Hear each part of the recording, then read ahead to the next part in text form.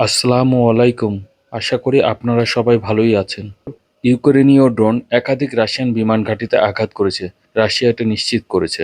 ২০২৫ সালের ১লা জুন ইউক্রেনের নিরাপত্তা সংস্থা এসবিইউ পরিচালিত একটি গোপন অভিযানে রাশিয়ার অভ্যন্তরে অবস্থিত ৫টি সামরিক বিমান ঘাঁটিতে ড্রোন হামলা চালানো হয়।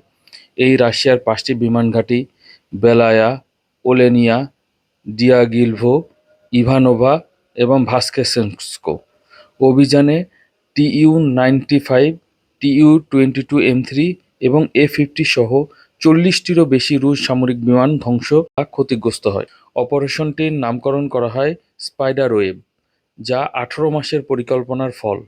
ড্রোনগুলো কাঠের কেবিনে লুকিয়ে ট্রাকে করে রাশিয়ায় প্রবেশ করানো হয় এবং সেখান থেকে ড্রোনগুলোকে দূর থেকে নিয়ন্ত্রণ করে উড্ডয়ন করানো হয় এবং লক্ষ্যবস্তুতে আঘাত আনা হয়।